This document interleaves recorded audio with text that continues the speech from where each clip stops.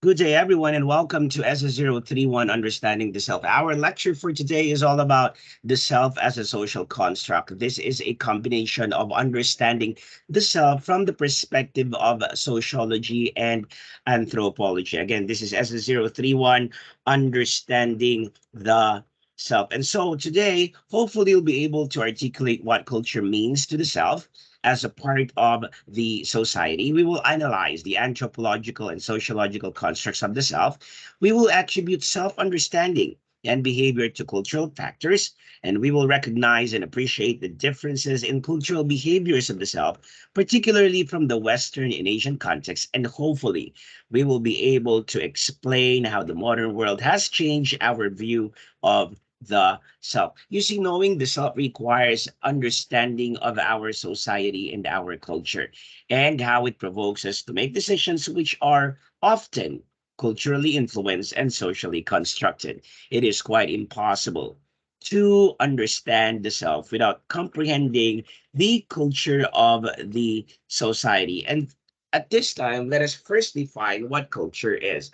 Culture is that complex whole which includes knowledge, beliefs, arts, morals, laws, customs, and any other capabilities and habits acquired by man as a member of society. This was from Sir Edward Tyler, is considered as the founder of cultural anthropology. So culture is like a web in itself, that there are a lot of facets that are inclusive on this. And as I said a while ago, in trying to understand the self as a social construction, we will look at the disciplines of sociology and anthropology. And when we say anthropology, this is the inclusive study of the human race, its culture, and society in its physical development, while sociology is the scientific study of human life, social groups, whole societies, and the human world, whose subject matter is our own behavior as social beings in relationship with many other people. Now, the very foundation of the self in anthropology is understanding man in light of its cultural context, while in sociology, it digs into understanding the self in reference to the behavior of the society. Now, our culture sets the norms of our people. And since norms in the society are culturally based, we depart ourselves based on the cultural standards of our community. Norms are what dictates our behavior in our society. There are two components of culture. You have the material culture and the non-material culture. But just to make the definition of these two a little bit simpler, we say that material culture is the tangible expressions of our culture, while the non-material culture are the intangible expressions of our culture. Now, the self is clearly linked to his or her culture. We can never understand people apart from it, since it is the very personality of the society of our culture. In fact, our social personality is a reflection of our culture. Now, George Herbert Mead has his theory on the development stages of the self. For him, an individual explains his actions through the lens of his society. Thus, he belongs to a social structure, a social order. The individual sees himself as the focus of everything until such time that the self emerges because of the influence of those who play a prominent role in their self development. Now, we also have Clifford Geertz, who believed that man should be considered as an unfinished animal.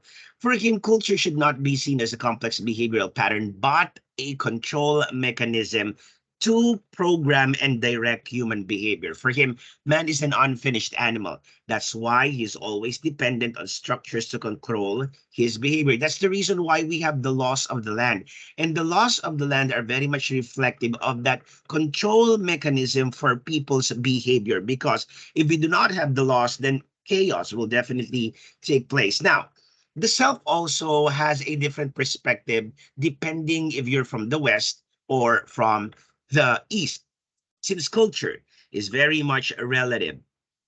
the behavior of the self is very much dependent on its context. This relativism is very much evident in the Western and the Eastern construction of the self. Now, in the individualistic view of the self, people are autonomous. These are countries which believe in the self-actualization of people, and sometimes they do not really regard so much of the intentions of other people, or they do not really regard so much what people would think about them for so long that they will be able to self-actualize.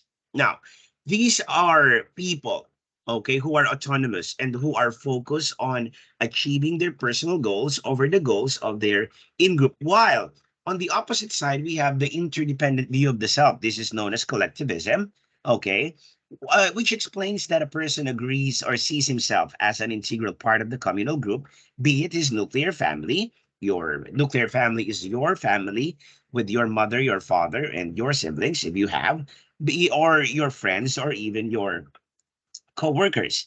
Now, we also have the concept of the self as a product of the modern world. Now, there is a diversity and variations of these digital technologies in particular, which force us to confront the vast array of cultural traditions, challenging our own belief systems, our own traditions, our own belief systems and values, and exposing the strengths and weaknesses of our own worldview. Thus, we really have to be very careful, and we have to understand how the self is seen as a product of the modern world. These views of the self as a product of the modern world, we have to understand the self has to keep up with the ever-changing world. He needs to adjust, readjust, and to realign his actions with the seismic transformation and evolution of our society. You see, the values of a society changes over time.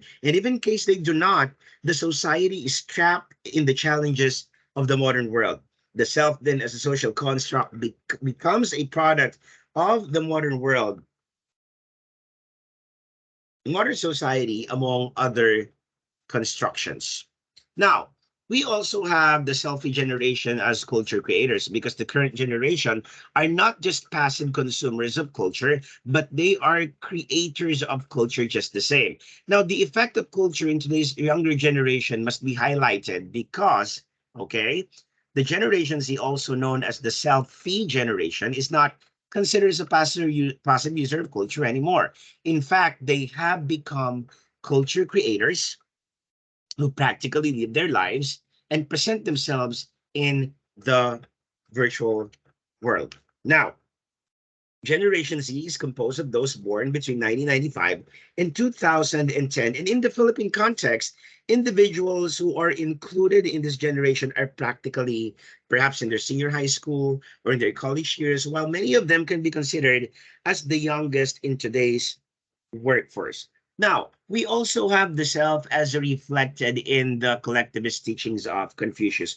We know that China has been known to be very strict in its implementation of its rules about social relationship. This is so since it adheres to the teachings of Confucius, whom it considers as the supreme sage and the founding father of Chinese civilization. The influence of Confucius's teachings and philosophies have been infused particularly in East Asia's countries like Japan, South Korea, and with those who follow the teachings of Confucius. Now, the self is understood in the teachings of Confucius entails the participation of the other members of the society. The figure you see on your screen right now are the five cardinal relations in Confucianism, because for them, you really have to have a dynamic relationship, okay, with the people around you, because Confucianism is a social philosophy delineating the very core of human relationships, which the end goal of which is the spiritual growth. According to Confucius, as we ritualize and perfect human relationships, we in turn develop spirituality. This self-cultivation involves a dynamic process in the spirit of filial piety, brotherhood, friendship, discipleship, and loyalty as espoused in the five cardinal relations in the Confucianistic principles. Now, what we have to understand is that the self as a social construct integrates man as a member and a product of society. Thus, the self is embedded in the culture which he himself created and is able to generate, alter, and restore for his own purpose. It is of foremost significance that the social behavior of the self is, at least from the anthropological and sociological disciplines, greatly influenced by the person's cultural background, whether the individual is coming from an individualistic or a collectivist society. Hence, culture is an indispensable part of the self. As Geert explained, culture is not just an ornament of human existence, but the principal basis of its specificity, an essential condition for it. Again, as Geertz explained, culture is not just an ornament of human existence, but the principal basis of its specificity, an essential condition for our existence. And that wraps up our discussion on the self as a social construct. Thank you for joining us in this discussion. Please stay safe, stay sane, and stay strong. God bless everyone.